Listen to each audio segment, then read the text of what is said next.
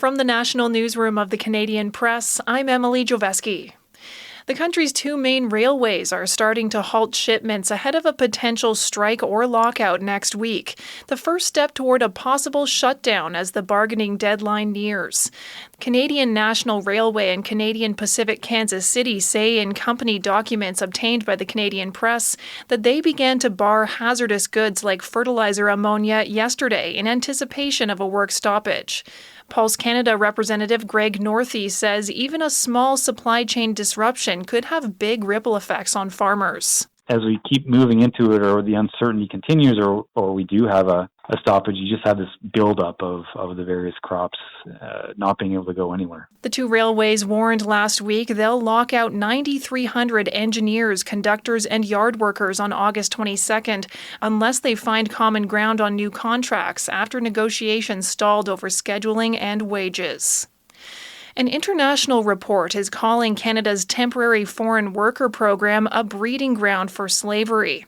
The report by a United Nations rapporteur says foreign workers are subject to a power imbalance, which inhibits them from exercising their rights. It outlines ways workers may be taken advantage of or abused by employers without knowing what they're entitled to. The number of permits under the program has increased over the last few years, but Ottawa has vowed to issue fewer permits moving forward. The criminal trial for Freedom Convoy organizers Tamara Leach and Chris Barber has entered its final chapter. The pair were among several organizers who brought a huge number of demonstrators and big rig trucks to Ottawa 2 years ago to protest pandemic-era public health mandates. Canadian Press reporter Laura Osmond says the Crown began final submissions today in their criminal trial. So this trial began in September of last year and was only expected to go a few weeks. It was supposed to be done by October. Now here we are in August, and we're just now reaching the final arguments, which are expected to drag on for days. Leach and Barber are accused of mischief, intimidation, and several charges related to counseling others to break the law.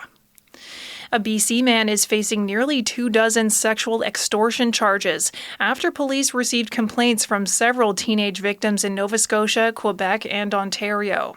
Victims say they sent explicit photos to the suspect after meeting on social media.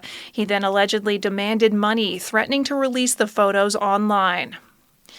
And the Quebec government wants to study the educational and ethical issues around artificial intelligence in universities. It's setting up a working group with representatives from post-secondary institutions, student and union associations, as well as AI experts. This is the Canadian Press. In sports, star quarterback Nathan Rourke is returning to the CFL's BC Lions after spending the last 2 seasons in the NFL. The 26-year-old Rourke from Victoria, BC was the CFL's outstanding Canadian in 2022 after completing 78.7% of his passes for 3,349 yards and 25 touchdowns over 10 regular season contests. A source tells the Canadian Press that Alberta businessman Larry Thompson is the new private owner of the Edmonton Elks. The Toronto Blue Jays continue a 3-game road series with the Los Angeles Angels tonight. The Jays won last night's opener 4-2. And the St. Louis Blues have issued offer sheets to Edmonton Oilers defenseman Philip Broberg and forward Dylan Holloway. The rarely used move leaves the Oilers 7 days to match the Blues' contract offers to the restricted free agents or receive draft picks as compensation. From the Canadian Press, I'm Emily Joveski. Thanks for listening. Don't forget to follow and subscribe. For more of today's top stories, visit thecanadianpressnews.ca.